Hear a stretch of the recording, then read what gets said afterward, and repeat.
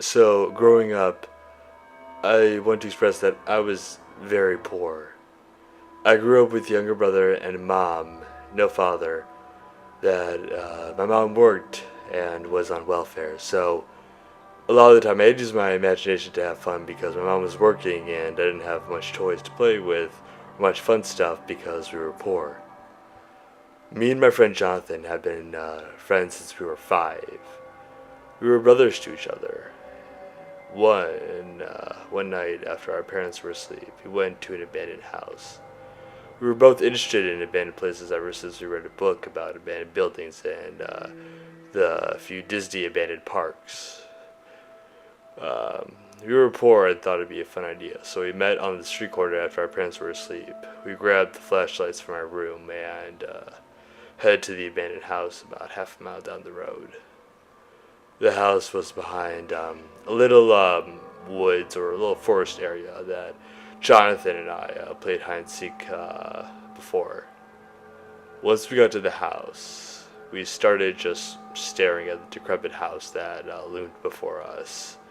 Dead Zebra House is what it was called, what we called it at least, because it used to be like black and white painted house, and about 80 years ago, the alleged owner is believed to have a pet zebra.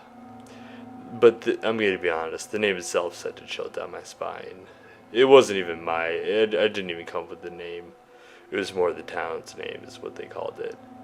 The house had always intrigued me, and tonight, fueled by a mix of curiosity and adrenaline, me and Jonathan found ourselves to this forsaken place. As I looked at Jonathan, he said, "Let's go." The night air grew heavy, suffocating, as if the house itself exhaled a sinister breath. The front gate stood rusted and half open, beckoning me forward to Jonathan, with Jonathan right behind me. With each step I took, the crunch of dead leaves beneath my feet echoed through the sounds, disturbing the nocturnal creatures that inhabited the surroundings. I reached the porch, its wooden boards creaking in protest under my weight. Reluctantly, I pushed open the front door, which groaned in agony as it swung open, revealing a darkness so impenetrable it felt like a living entity. My flashlight pierced through the gloom, illuminating a once opulent entrance hall, now crumbling and draped in shadows. Jonathan shouted, "Boo!" behind me, and it scared the shit out of me. I turned to him while he was laughing his ass off, and I was like, "Alright, douche, you go in front of me now," he said, whatever scaredy. The air was thick with dust, as if time itself had settled into every crevice, unwilling to let go of its hold in this forgotten place. Cobwebs clung to the corners of the room like gossamer curtains, and the walls were adorned with peeling wallpaper. A chill ran down my spine as we kept walking, and I couldn't shake the feeling that I was being washed. Whispers filled my ears, indistinguishable and yet unsettlingly clear.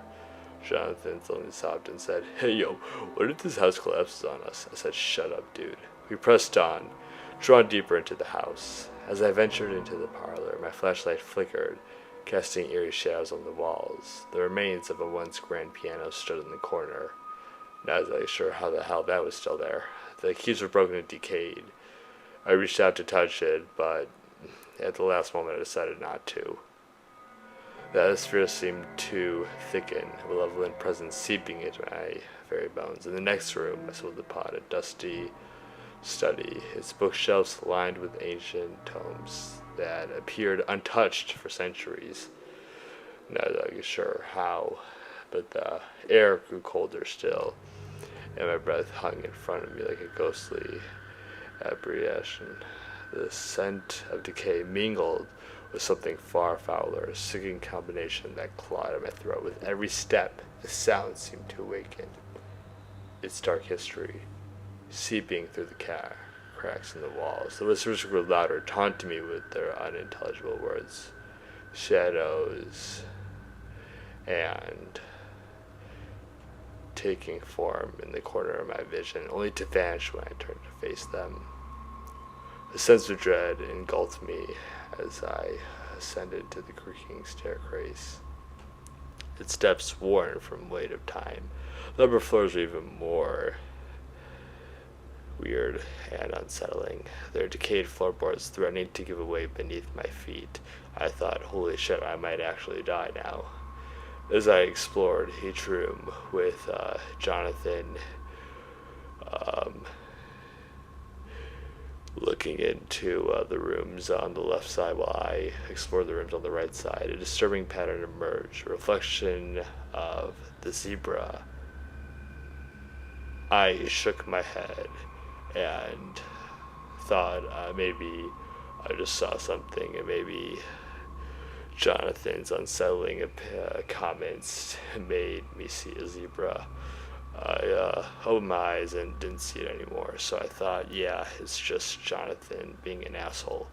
In one room, a long abandoned nursery, broken toys lay scattered across the floor, their haunting laughter echoing in my ears. At least, that's what I remember. In another, a blood-stained mattress lay on a rotting bed frame, an unsettling reminder of some of the dark rituals that may or may not have taken within these walls. Probably just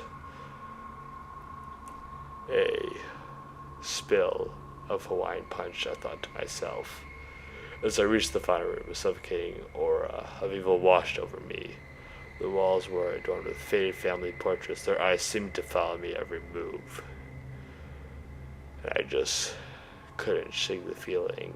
I told Jonathan, hey, I want you to take a look at this, but really I just wanted to stand right beside him. I did not want to explore without him, especially now. We continued to walk down the hall, but in that moment a bone-chilling cry pierced the silence. I thought it was Jonathan messing with me, but he swore he didn't say anything. Maybe it's just the wind, but fear gripped me like icy tendrils, paralyzing my every muscle. I had definitely overstayed my welcome, awakening a force far beyond my understanding. We heard the scream much louder behind us. With trembling hands and hearing the final scream, we bolted out of there as fast as we possibly could. As we ran out into the forest and caught our breath. After we caught our breath, we turned on our flashlights again and saw a real-life Slender Man. We screamed with fear and ran out of the woods as we saw it following around as fast as we could, but we still saw it running towards us. At least that's what we remember. We sped straight into my house. We did not go to sleep that night. I refused to ever go into a forest or abandoned house again. I'm still scared of the dark to this day, and I sleep with the lights on. We never spoke about this to our parents or anyone else, and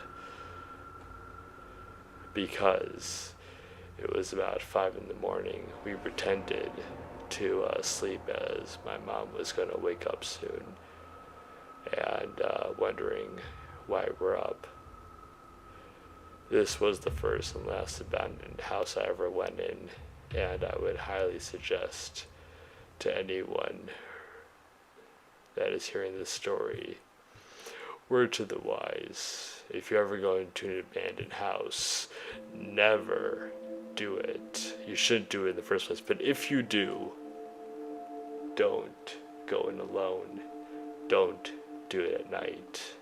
And make sure